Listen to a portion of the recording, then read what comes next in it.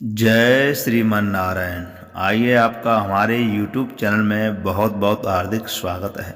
आज की इस वीडियो के माध्यम से हम आपको माघ मास महात्म्य के 6वें अध्याय की कथा सुनाएंगे।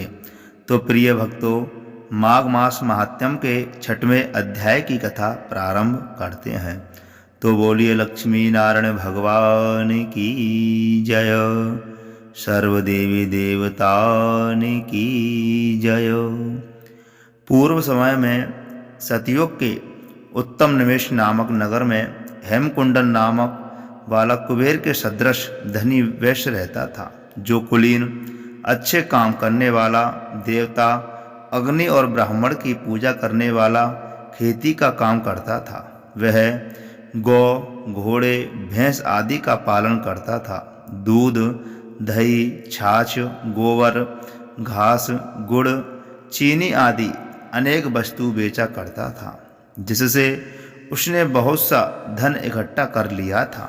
जब वह बूढ़ा हो गया तो मृत्यु को निकट समझ करके उसने धर्म के कार्य करने प्रारंभ कर दिए। भगवान विष्णु का मंदिर बनवाया। कुआं, तालाब, बावड़ी, आम, पीपल आदि वृक्ष के तथा सुंदर बाग बगीचे लगवाए। सूर्योदय से सूर्यास्त तक वह दान करता। गांव के चारों तरफ जल के प्याव लगवाई। उसने सारे जन्म भर जितने भी पाप किए थे उनका प्रायश्चित करता था। जिस प्रकार उसके दो पुत्र उत्पन्न हुए, जिनका नाम उसने कुंडल और विकुंडल रखा।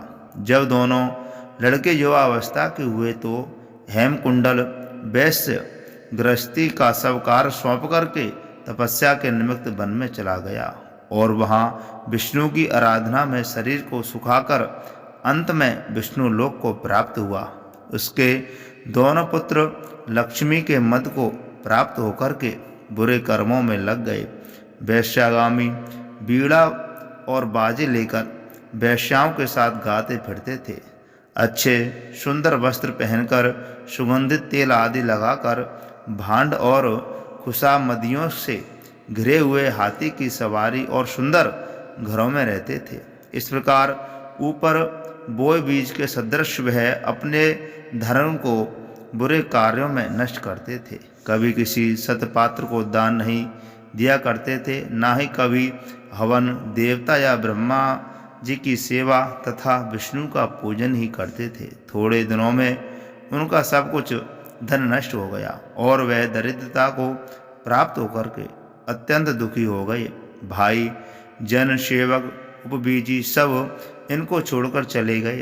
तब उन्होंने चोरी आदि करना प्रारंभ कर दिया और राजा के भय से नगर को छोड़कर डाकुओं के साथ वन में रहने लगे और वहां अपने तीक्ष्ण बाणों से वन के पक्षी, हिरण आदि पशु तथा सिंगक जीवों को मारकर खाने लगे।